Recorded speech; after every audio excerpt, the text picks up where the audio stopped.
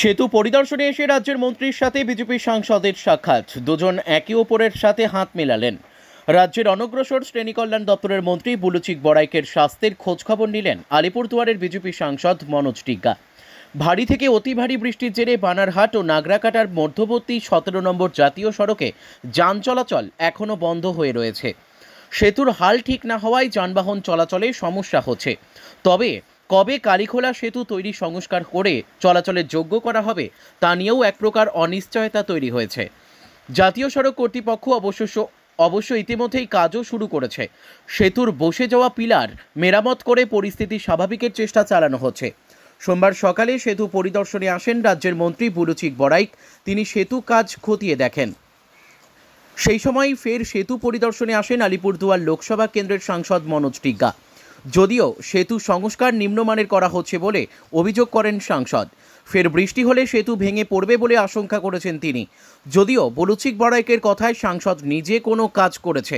আমরা সব সময়ই দেখি যখনই কোনো দুর্ঘটনা ঘটে সেটা নিয়ে রাজনীতি করা শুরু করে। রাজ্য সরকার সবসময় মানুষের পাশে থাকে। ধূপগুড়ি থেকে ভাস্কর মহন্তের রিপোর্ট, আমাদের টিভি। এখানে আমরা আসছি, এখানে আপনারা নিশ্চয়ই জানেন যে গতকালকে যেরকম এখানে একটা ঘটনা ঘটেছে, যেভাবে এখানে একটা বন্যা হয়েছে, যে অনেক ক্ষতি হয়েছে। তো এইখানে আমাদের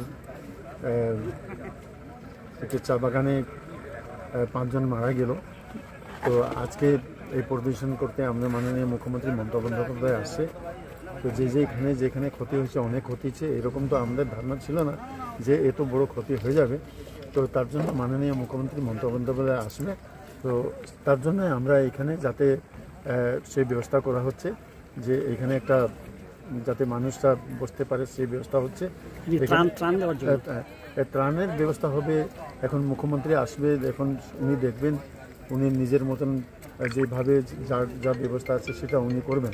তো তার জন্য আমরা এখানে আসছি, যাতে এখানে একটা মানুষের যাতে বসার একটা ছোট একটা প্যান্ডেল যাতে 200 জন বসতে পারে তার ব্যবস্থা এখানে হচ্ছে। তো আজকে সেই প্রোগ্রামগুলো আছে, যেখানে ঘটনা ঘটছে এখানে মেনলি এখানে আজকে আসবে।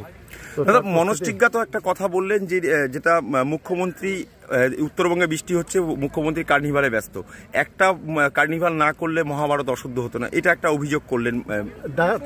শুনেন, কাজের কাজ তারা কিছু করেন। আজকে তারা এখানে তো জিতে আসছে এতদিন ধরে, কিন্তু আপনারা বলতে পারেন যে আজকে তারা এত কাজ করছে, এটা দেখাতে পারেন? তারা আমরা সবসময় দেখি, যখনই কোনো একটা দেখেন এটা একটা অ্যাক্সিডেন্ট, মানুষের কেউ বলে আসে না। তো আগের থেকে তো এইসব প্ল্যানিংগুলো জানা ছিল না যে এরকম হয়ে যাবে। তো একটা প্ল্যানিং তো প্রত্যেক বছর যেরকম দুর্গাপূজাতে কার্নিভাল হয় ওই রকম ওইখানে কার্নিভাল হচ্ছিল। তো সুতরাং এইটা না যে আজকে এই ঘটনাটা ঘটছে বলে ওইখানে সব প্রোগ্রাম করা হচ্ছে। সুতরাং তারা আমরা দেখছি, যখনই আমরা কোনো একটা ঘটনা কিংবা কোনো একটা লোকসভা, বিধানসভা কিংবা পঞ্চায়েত নির্বাচন সময় তারা কিন্তু সবসময় তারা রাজনীতি করে। তারা কিন্তু কোনো সময় আমরা দেখিনি তাদেরকে মানুষের পাশে দাঁড়ানো, তাদের মানুষের হয়ে কাজ করার জন্য কোনোদিন আমরা দেখি নাই। আমরা মাননীয় মুখ্যমন্ত্রী মমতা বন্দ্যোপাধ্যায় আমরা দেখেছি, একমাত্র ভারতবর্ষের ইতিহাসে আমরা যেটা দেখেছি যে দেশ স্বাধীনের পরে এইখানে তো অনেক মুখ্যমন্ত্রী ছিলেন, অনেক সরকার আগে ছিলেন, কিন্তু আমরা দেখেছি মাসে 2 মাসে, আজকে অ্যাক্সিডেন্ট না, এর আগেও কিন্তু অনেকবার যাতে খোঁজ খবর নিতে এইখানে আসে। আর এটাও ঠিক, এটা যেরকম এখানে তারা খোঁজ খবর নিচ্ছে, মানুষের পাশে দাঁড়াচ্ছে, তার সাথে সাথে আপনারা জানেন যে আজকে মানুষের যত কোনো অসুবিধা না হয় তার জন্য কাজও করছেন। আজকে আমাদের পাড়া আমাদের সমাধান, এটা ইতিহাসে কোনোদিন কোনো সরকার, কোনো মুখ্যমন্ত্রী সেই চিন্তা ভাবনা করেছে? সুতরাং মনোজ টিগ্গা রাজনীতির ময়দানে আমরা রাজনীতি করব। আমরা কিন্তু সবসময় দেখি একটা অ্যাক্সিডেন্ট, এইখানে মুখ্যমন্ত্রীকে দোষ দিয়ে কী লাভ আছে? মুখ্যমন্ত্রীকে এইসব অ্যাক্সিডেন্টকে করিয়েছে, এটা তো মানুষকে বুঝতে হবে।